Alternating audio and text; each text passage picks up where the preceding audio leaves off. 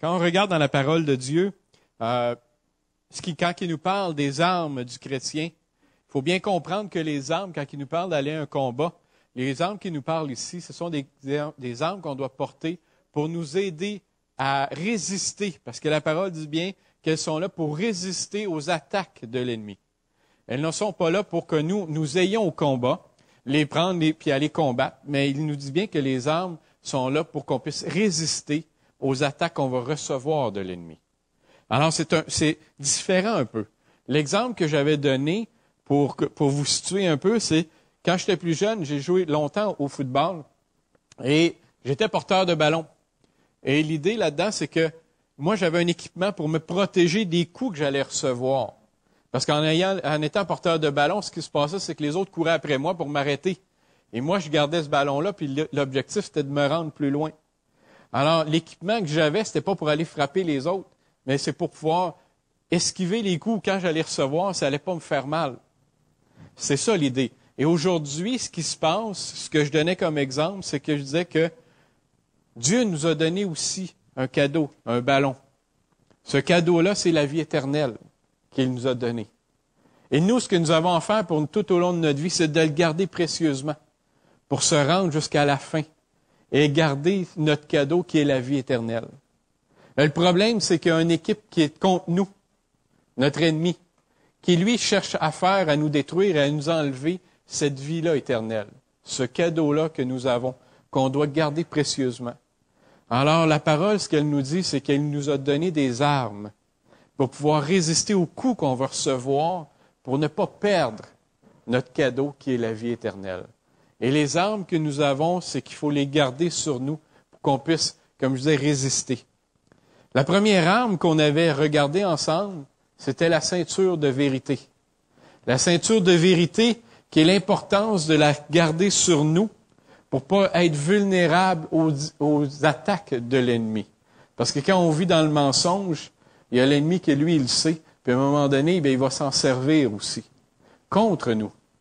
Et des fois, ça peut arriver que, dépendamment de l'orgueil ou quoi que ce soit, qui fait en sorte que, quand ça se sait aux yeux de tout le monde, des fois, on peut se décourager, puis arrêter de suivre Dieu. On en voit qui ont arrêté de suivre Dieu.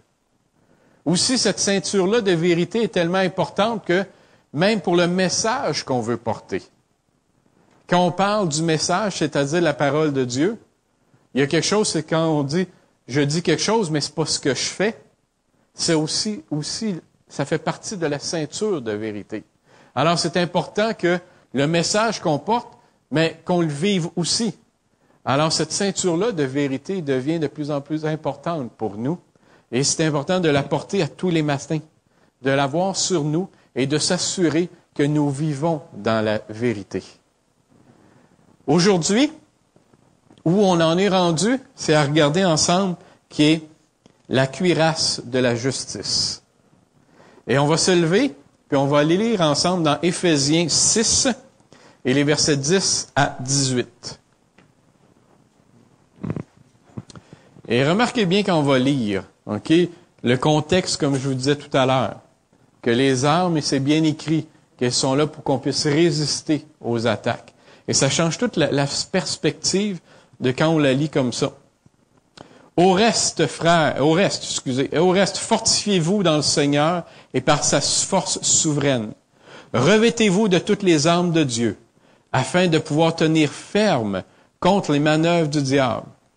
Car nous n'avons pas à lutter contre la chair et le sang, mais contre les principautés, contre les pouvoirs, contre les dominateurs des ténèbres d'ici-bas, contre les esprits du mal dans les lieux célestes.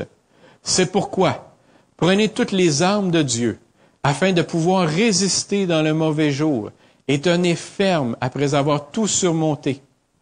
Tenez donc ferme, ayez à vos reins la vérité pour ceinture. Revêtez la cuirasse de la justice. Mettez pour chaussure à vos pieds les bonnes dispositions que donne l'Évangile de paix. Prenez en toutes circonstances le bouclier de la foi, avec lequel vous pourrez éteindre tous les traits enflammés du malin. Prenez aussi le casque du salut et l'épée de l'Esprit, qui est la parole de Dieu.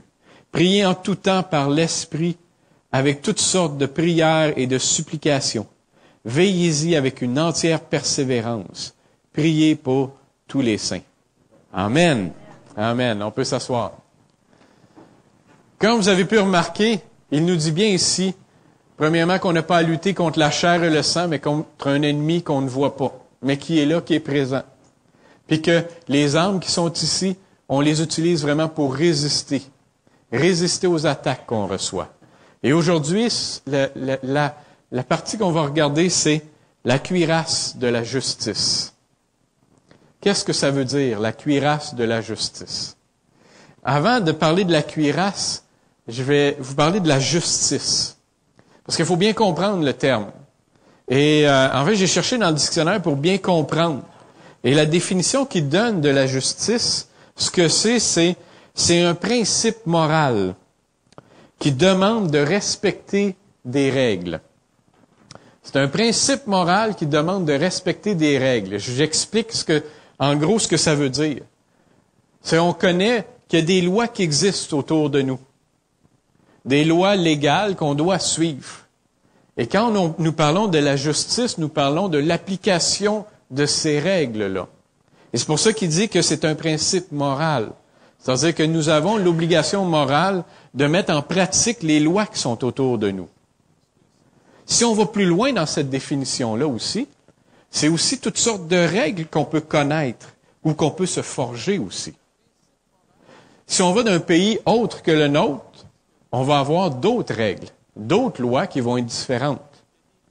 On peut aussi même se retrouver, je me souviens, quand j'ai fait beaucoup de sport d'équipe, et juste dans les équipes, on avait des fois des règles implicites, qu'il fallait par exemple se tenir, qu'il fallait toujours être ensemble, jamais il fallait parler contre un de nos joueurs.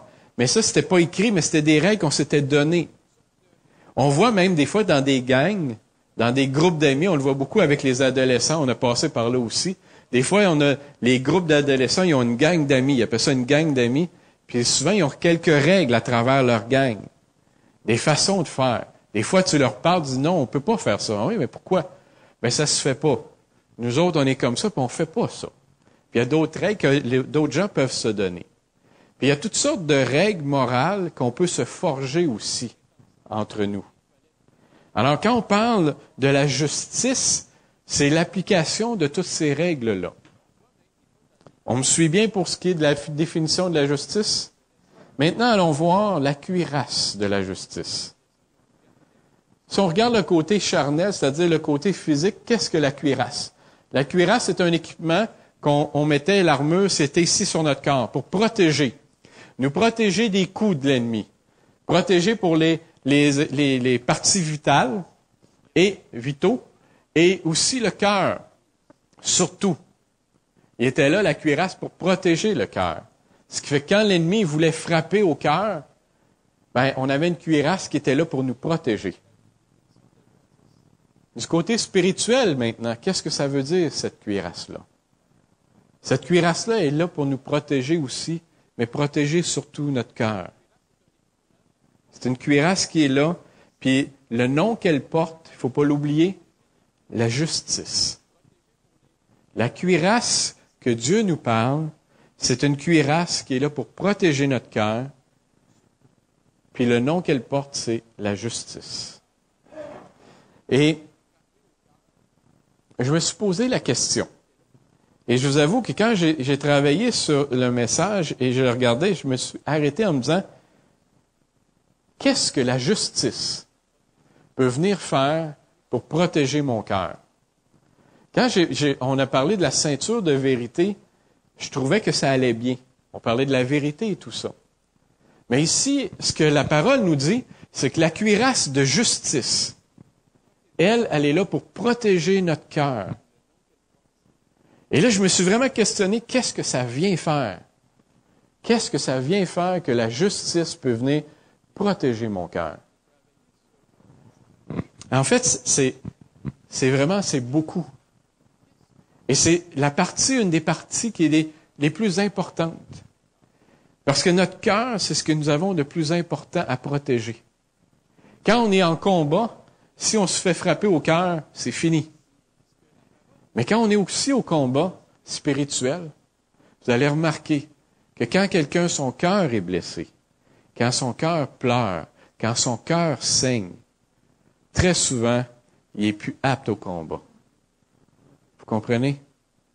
Puis il tombe et il arrête de suivre Dieu, ou encore il dit c'est trop dur, ou encore il tombe dans des dépressions, ou dans toutes sortes de situations. Quand le cœur est affecté, ça fait beaucoup. Et maintenant, qu'est-ce que la justice peut venir faire là-dedans? Paul parle de la justice, puis on va aller lire ensemble dans Philippiens 3. Philippiens 3, on va lire les versets 2 à 9.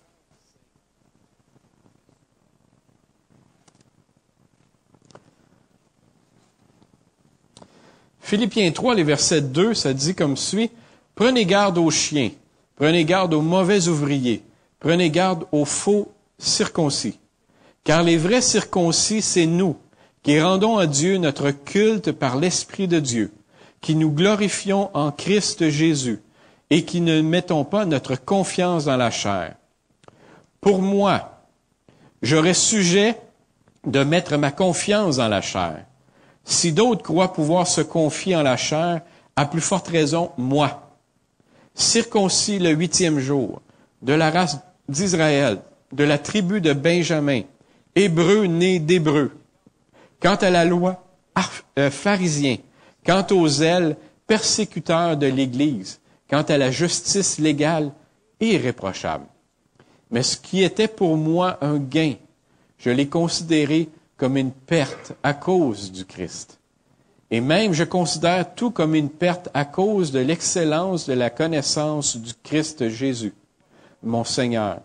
À cause de lui, j'ai accepté de tout perdre, et je considère tout comme des ordures, afin de gagner Christ, et d'être trouvé en lui, non avec une justice qui serait la mienne et qui viendrait de la loi, mais avec la justice qui est obtenue par la foi en Christ, une justice provenant de Dieu et fondée sur la foi. Qu'est-ce que ça veut dire ce qu'on vient de lire? Ici, Paul, il parle de deux justices. Il parle de la justice de la loi, de la justice légale qu'on peut connaître. Et l'autre justice, il parle de la justice de la foi en Christ. Et il fait une distinction importante. Et ce qu'il dit, c'est que dans la première justice, puis l'exemple qu'il donne, il dit, vous savez, il dit, moi, là, il dit, s'il y a quelqu'un qui peut se penser bon, qui peut se penser meilleur que tout le monde, il dit, ça, c'est moi, ça. Pourquoi? Parce qu'il dit, selon la loi juive, il dit, moi, là, il dit, je suis de la tribu d'Israël, de Benjamin. En plus de ça, il dit qu'il est né, qu'il est hébreu. Il dit qu'il a été aussi circoncis. Il est même un pharisien. Il est tellement zélé qu'il dit qu'il a même persécuté l'Église. Et même Paul, ce qu'il y avait même des lettres qui lui permettaient d'aller persécuter l'Église. Il avait le droit d'aller dans des villages et dire, OK, toi, tu dis que tu crois en Jésus. Il le ramassait par le collet, il pouvait le persécuter, il l'envoyait en prison. Il avait le droit de faire tout ça. Et lui, Paul, il dit, moi, malgré toutes ces lois-là, que j'avais le droit et que je suis vraiment correct, dans mon cœur, je suis correct. Tout ce que je fais, c'est correct parce que c'est légal. J'ai les lois qui m'appuient et tout ça est correct. Ce qu'il dit, il dit, quand j'ai connu Jésus-Christ, il dit, là, j'ai réalisé que ça valait rien. Que c'était une fausse justice que j'avais mis devant moi. Et que la vraie justice, c'est la foi en Jésus-Christ. Une justice différente. Une justice d'amour. Une justice qui dit que tous les hommes sont égaux. Il n'y en a pas un qui est mieux qu'un autre. Et c'est cette justice-là. Et pourquoi cette justice-là va faire en sorte que ça va venir protéger notre cœur? En fait, ce qui se passe, c'est que si on va plus loin dans cette pensée-là, c'est que Paul, puis on y réfléchit là, Paul, légalement, il avait le droit de prendre des gens parce qu'il disait qu'ils croyaient en Jésus-Christ, de les emprisonner, de les torturer et de leur faire du mal. Et quand on s'arrête à y penser, on se dit, ça n'a aucun bon sens. Ça n'a pas d'allure de faire ça. Mais pourtant, il se disait correct dans son cœur. La cuirasse qu'il avait devant lui, la cuirasse de cette justice-là qui s'était forgée, faisant en sorte que son cœur était rendu dur.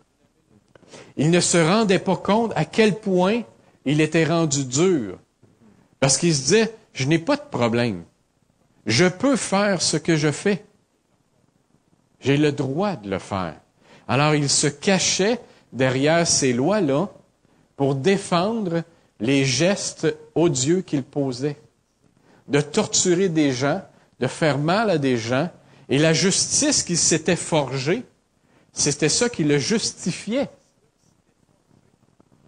Et c'est en ce sens que une cuirasse de justice, quand on parle de la justice, c'est elle qui vient protéger notre cœur.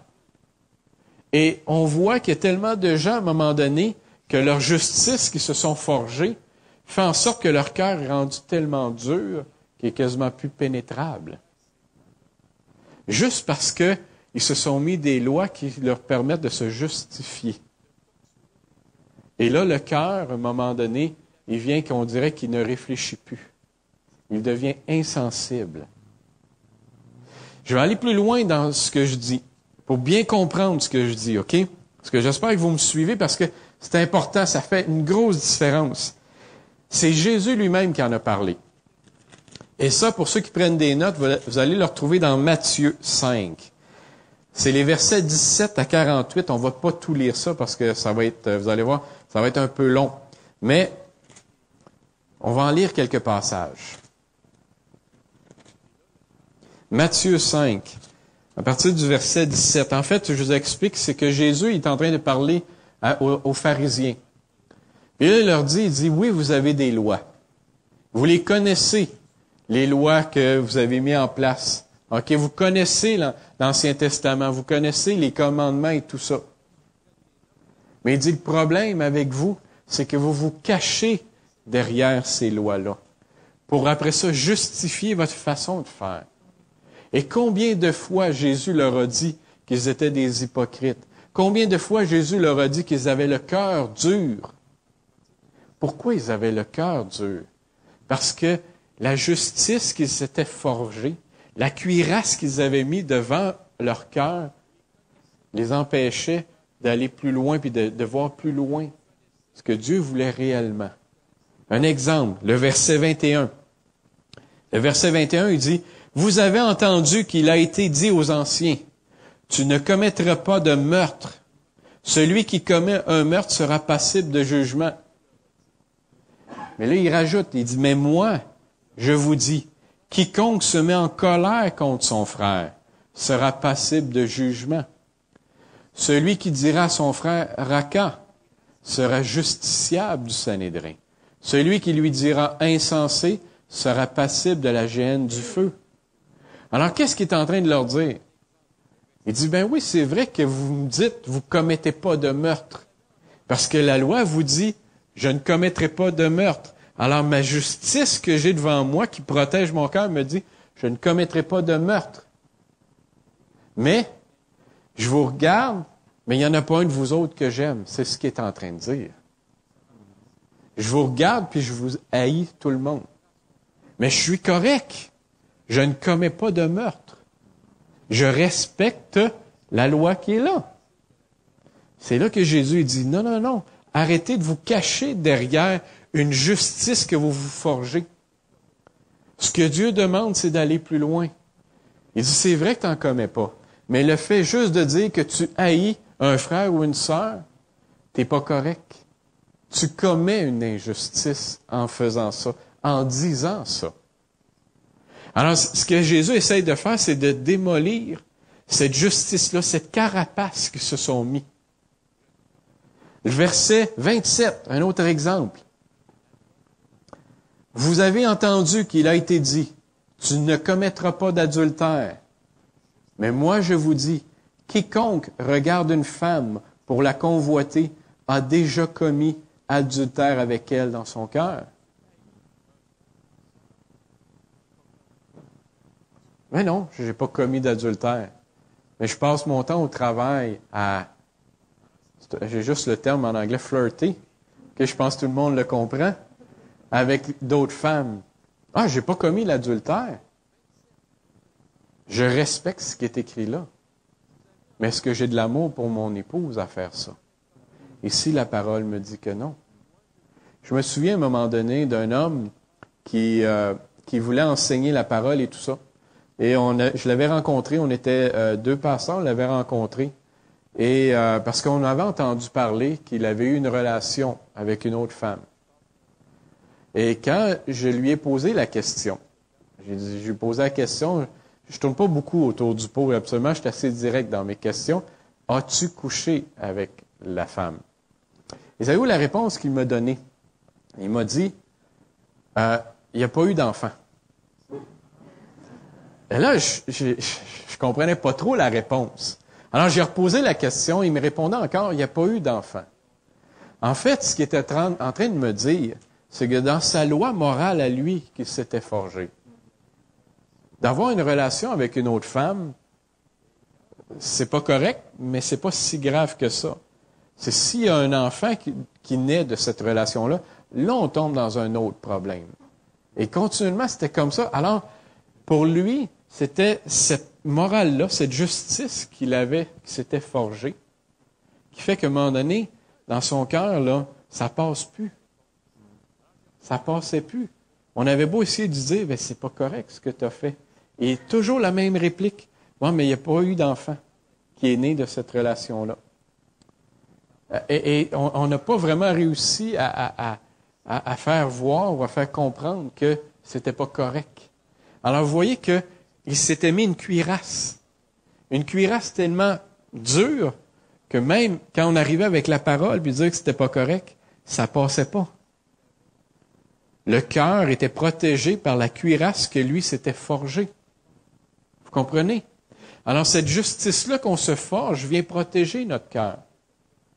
Vient faire en sorte que soit que on va un peu tout croche, ou qu'on s'en va vraiment comme Dieu nous demande de le faire. Un autre exemple, le verset 43,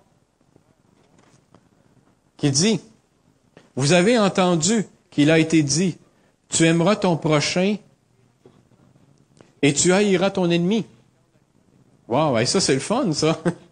Enfin, je peux haïr quelqu'un, c'est écrit. Mais, il y a le mais là, qui vient se rajouter, c'est vrai. OK? Mais juste la première partie, c'était intéressant. Mais il dit, mais moi, je vous dis, aimez vos ennemis.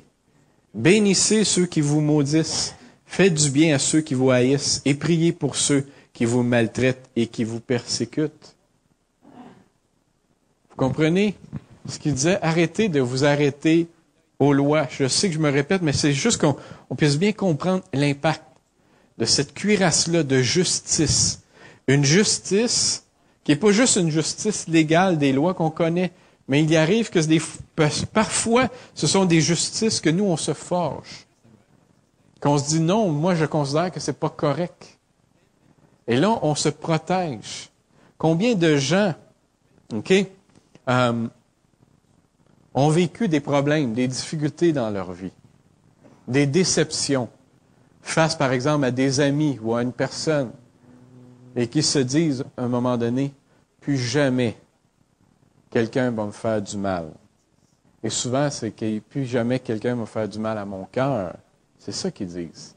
Et qu'est-ce qu'ils font? Ils ferment la porte. Ils ferment la porte à toute relation avec d'autres personnes pour pas que leur cœur soit blessé à nouveau. Alors, ils se forgent une cuirasse devant eux. Une justice morale qu'ils se sont créés eux-mêmes pour dire non, je ne vais pas plus loin.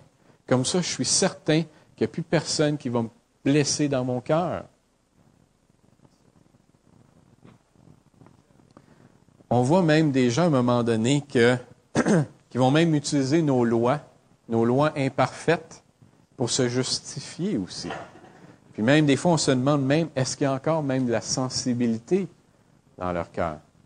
Vous savez, on a juste à penser, puis je n'ai pas besoin de vous donner de noms ou d'exemples bien élaborés, mais combien de fois on entend dans les journaux, dans les nouvelles, des parents qui peuvent tuer leurs enfants, ou d'autres, même sans tuer leurs propres enfants, ou tuer d'autres personnes. Et là, tu te dis, pourquoi vous faites ça? Et on se dit, quel cœur qu'il a, cet homme-là ou cette femme-là, de l'avoir fait? On se demande même s'il y a une sensibilité. Et tu dis, comment ils peuvent le faire? Mais c'est parce que, justement, ils se sont mis une cuirasse devant leur cœur, qui fait en sorte qu'ils se sentent corrects quand même dans ce qu'ils font. Et ils se sentent lavés aussi. Encore, à plus forte raison, quand, par exemple, les lois font en sorte qu'ils ne sont même pas condamnés, par exemple, pour les meurtres qu'ils peuvent faire. Ça va encore aussi loin que ça. Alors, je suis correct. Même la loi me dit que je suis correct. Alors, vous voyez que la carapace qui s'est mise, cette cuirasse-là, vient en sorte que le cœur, à un moment donné, il durcit. Et on se demande où il est. Et cette carapace-là, que nous devons, nous, utiliser aussi pour protéger notre cœur. Utiliser la justice, mais la justice que Paul parle, c'est la deuxième, c'est la justice de la foi en Christ. Ce qu'il nous dit, c'est de délaisser cette fausse cuirasse de justice-là que tu t'es déjà forgée dans le passé et de utiliser la cuirasse maintenant que je te propose. Et la cuirasse qu'il nous propose, c'est comme Paul le dit, c'est la justice de la foi en Christ. Une justice qui est basée sur la foi en Dieu, que Dieu est juste envers nous, que Dieu nous aime, que Dieu prend soin de nous. Et cette justice-là, ça va loin. Puis l'exemple que je vais vous donner, c'est Joseph. Joseph, qui est Joseph? Joseph, c'est dans l'Ancien Testament. Joseph était le dernier d'une famille et Dieu avait décidé de l'utiliser. Et Joseph avait toutes sortes de songes et tout ça, puis il en parlait à son père et ses frères. Puis à un moment donné, ils ont été jaloux de lui. Et ses frères ont décidé de s'en débarrasser. Ils ont fait croire qu'il était mort, fait qu'ils l'ont jeté dans une citerne. Ce pauvre Joseph-là, à un moment donné, ce qui s'est passé, c'est que là, il a été pris, il a été ramassé par des esclaves. Il est devenu esclave, plutôt. Et dans tout ça, Joseph a resté toujours avec la foi qu'il avait en Dieu. Que Dieu existait, puis que Dieu l'aimait, que Dieu voulait l'aider. Et à un moment donné, même Joseph s'est même retrouvé en prison. Parce que là, il y a quelqu'un qui l'avait acheté. Et le monsieur, vu que Dieu l'utilisait, Joseph, tout ce qu'il faisait lui réussissait. Alors, le monsieur, Potiphar, il était tout content de l'avoir. Mais là, la femme de Potiphar, elle l'a trouvé cute. Puis elle a voulu abuser de lui. Puis lui, il a dit non. Fait que là, elle a fait à croire que lui, il avait essayé de la violer. Il s'est retrouvé en prison, pauvre Joseph. Tu dis, mais pourtant, il essaye de suivre Dieu. Puis là, quand tu regardes sa vie, tu dis, elle est où la justice? Elle est où la vraie justice? Tu dis, c'est pas correct. Il essaye de garder sa vie droit selon ce que Dieu lui demande. Il vit toutes sortes de situations comme ça. Mais il avait foi en Dieu. Il avait foi en Dieu, que Dieu l'aimait. Et que Dieu, ce qu'il voulait, c'était son bien. Et c'est sûr que quand il était en prison, il ne savait pas ce qui allait se passer dans 1 an, 2 ans, 3 ans, 4 ans plus tard, comme nous aujourd'hui. Mais nous, on connaît son histoire. Son histoire, c'est qu'il est devenu le 2e plus haute personne en Égypte après le Pharaon. Et il contrôlait au complet toute l'Égypte. Dieu voulait le placer là, pour que le monde puisse voir qu'il y avait un Dieu qui était puissant. Ses frères sont venus après ça le revoir. Ils lui ont demandé pardon. Et il y a eu des grandes choses que Joseph a fait. Alors, ce qu'on voit dans sa vie, c'est que Dieu a gardé Joseph tout au long de sa vie. Mais il avait un plan précis pour lui. Et ce que Dieu est en train de dire, Arrête de regarder avec tes yeux d'homme à toute l'injustice peut-être que tu considères que tu vis. Ce que je suis en train de faire, Joseph, je suis en train de te préparer pour quelque chose de mieux, afin que mon nom puisse être glorifié. Puis ce qu'il essayait de dire à Joseph, c'est arrête de regarder, toi, ce que tu vis. Parce que c'est vrai, quand tu le regardes, ce pauvre homme-là, tu dis, il n'y avait rien de juste dans ce qu'il vivait. Mais quand on regarde le reste de sa vie, tu dis, wow! Puis voyez-vous, c'était tellement grand ce qu'il a fait qu'aujourd'hui, en 2014, je vous en parle. C'est quelque chose. C'est quelque chose. Après toutes ces années, moi, je vous en parle. Alors, c'est grand ce que Dieu a fait avec Joseph. Et c'est la même chose pour nous. Trop souvent, on se plaint ou on regarde notre vie selon ce que nous, on se fait, qu'on s'est forgé. Tu dis, c'est pas correct. Je devrais pas vivre ça. Je trouve pas ça correct. C'est injuste. Mais la justice de Dieu, il faut y croire. Il faut avoir la foi que Dieu contrôle nos vies. Que Dieu, ce qui nous arrive, il est là et il contrôle.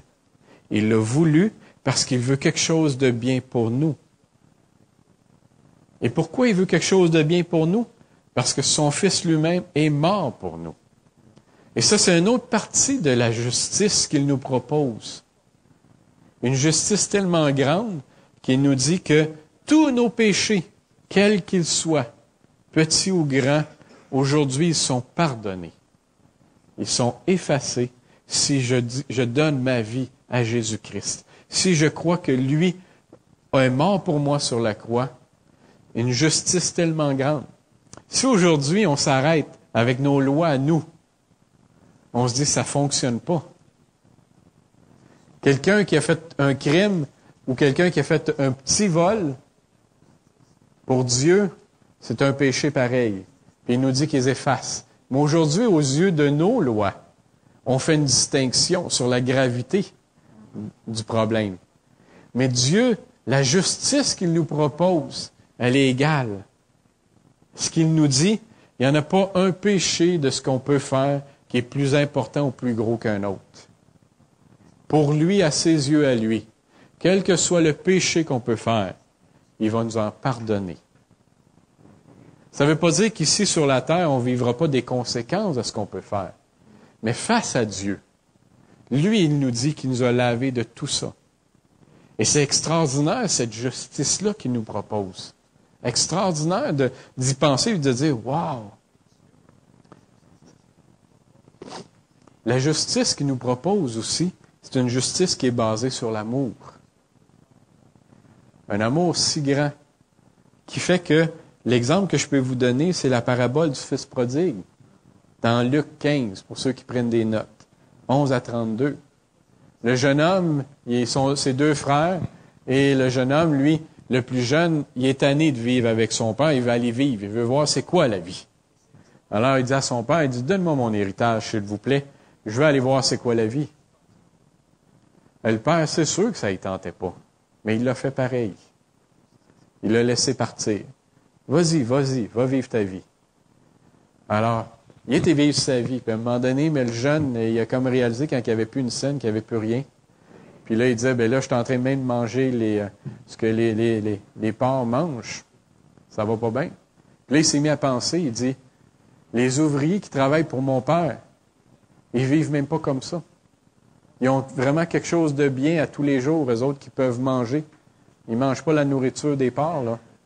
Fait que là, il s'est dit, ben je vais retourner voir mon père. Et là, il était pas sûr de son coup.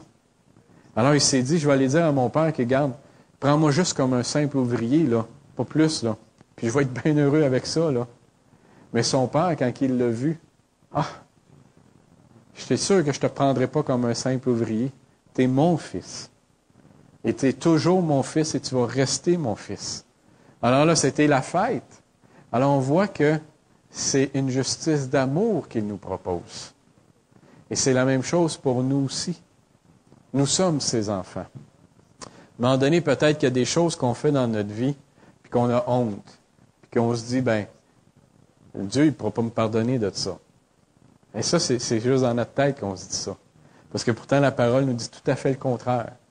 La parole nous dit que Dieu va nous pardonner, qu'il nous aime.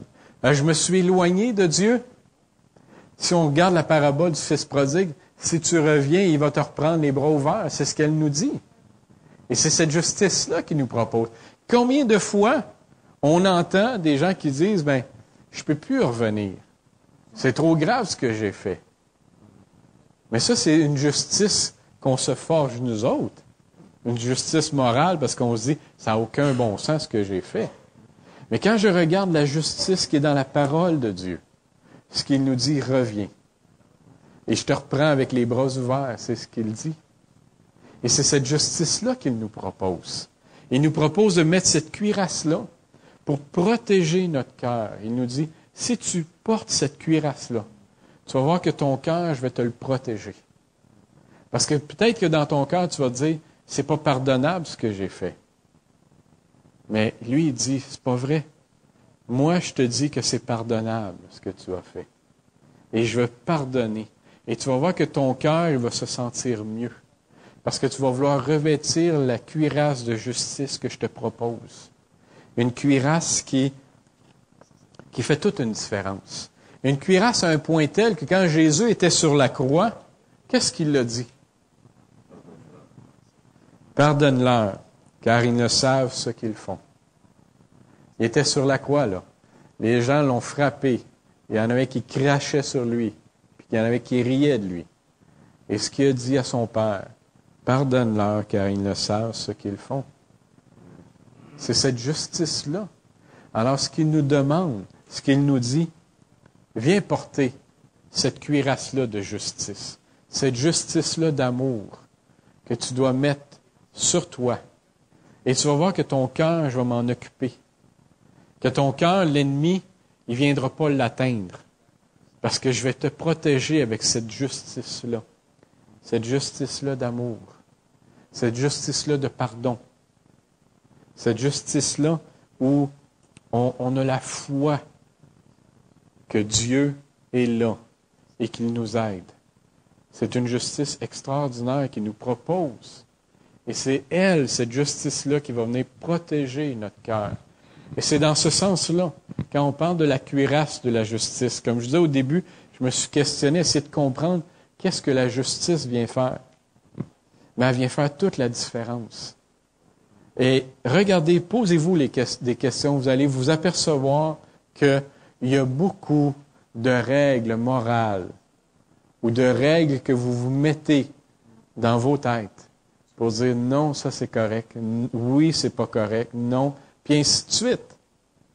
Et des fois, vous allez vous apercevoir que même des fois, c'est vous autres qui n'êtes pas capables de vous pardonner de ce que vous faites. Et pourquoi ça? Ben, c'est parce que c'est nous autres qu'on s'est mis des règles. On s'est mis pour nous une certaine forme de justice, puis on se dit, ben ça, c'est pas correct. Mais la parole ne nous parle pas de cette justice-là. La parole nous parle vraiment d'une cuirasse vraiment solide, en la foi en Jésus-Christ. Pour terminer, on va juste lire ensemble dans Jacques 3, puis vous allez, je pense que ça conclut bien, parce que je pense bien. Jacques 3,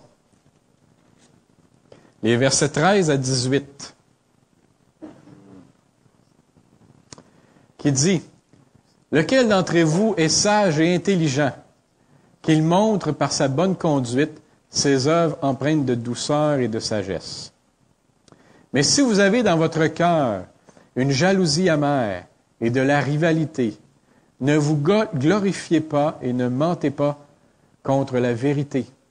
Cette sagesse n'est pas celle qui vient d'en haut, mais elle est terrestre, charnelle, démoniaque. Car là où il y a jalousie et rivalité, il y a du désordre et toute espèce de pratique mauvaise. La sagesse d'en haut est d'abord pure, ensuite pacifique, modérée, conciliante, pleine de miséricorde et de bons fruits, sans partialité, sans hypocrisie. Le fruit de la justice est semé dans la paix par les artisans de paix. Amen. En fait, ce qu'il nous dit ici, c'est que cette justice-là, c'est si nous mettons en pratique, comme il nous dit ici, la bonté, être pacifique, miséricorde, porter du bon fruit. c'est là que nous voyons vraiment la vraie justice de Dieu. Mais que si dans nos cœurs, puis vous regardez comment des cœurs peuvent être malades. Hier, on était avec des amis pour souper, puis il y a la dame, elle nous disait ça, puis c'est vrai, c'est une expression qu'on dit, mais qui est tellement vraie. Il y avait un homme qui connaissait qui est décédé. Puis le monsieur a dit, il est décédé de rage. C'est que dans son cœur, il en voulait à des personnes. Puis il en voulait tellement que son cœur était rendu malade à un point tel, puis ça, l'expression qu'elle disait, il est mort de rage. Mais c'est vrai. Regardez combien ça peut venir affecter notre cœur quand j'ai de la jalousie envers un frère ou une sœur. Combien ça peut vous... nous, en fait, ça prend tout notre esprit, notre cœur. On ne pense plus à d'autres choses. On y en veut. Et c'est toujours... Puis là, dès que ça va bien, tu dis, on sait bien. Puis il y a toujours quelque chose. Et ça nous rend malades. Je me souviens, un moment donné, aussi au travail, il se passait quelque chose avec quelqu'un, puis je n'étais vraiment pas content après la personne. Et là, je me suis aperçu qu'une nuit, ça m'a même réveillé. Tu dis, ça marche pas, là. Ça marche pas, là. Dans mon cœur, là, il y a quelque chose qui va pas, là. Quand c'est rendu que ça me réveille, tu dis, oh! Alors là, il faut commencer à prier dans ce cas-là. Parce que là, oui, je disais que c'était injuste ce qu'il me faisait. Ben oui, c'est injuste à mes yeux, à moi. Selon moi, ce que je crois. Mais Dieu m'a fait comprendre là-dedans. Comme on a lu tout à l'heure, ben on prie pour nos ennemis. Il y avait le petit mais de tout à l'heure, il dit « haïssez vos ennemis », mais après ça, il a dit « mais priez pour vos ennemis ». Alors, ça m'a fait réaliser, de dire « OK, je vais prier pour lui ». Et après ça, c'est plus jamais revenu que ça m'a réveillé. Mais ça, c'était une justice parce que je disais « c'est injuste ». Moi, je trouvais que c'était injuste, vous comprenez? Et ça, c'est toutes sortes de règles qu'on se fait. Et qu'est-ce que ça affecte? Notre cœur à chaque fois. C'est lui qui l'est touché à chaque fois. Et c'est lui qu'il faut protéger le plus. Parce que le jour qu'il bat plus, même spirituellement, on n'est plus avec Dieu. On le sent loin, puis on se dit où il est. Alors, il faut absolument le protéger. Et cette cuirasse-là de justice, cette justice que la parole de Dieu nous parle, de la foi en Jésus-Christ, c'est elle, cette cuirasse-là, qui va venir protéger notre cœur, afin qu'il puisse continuer, jour après jour, de battre pour Dieu. Amen.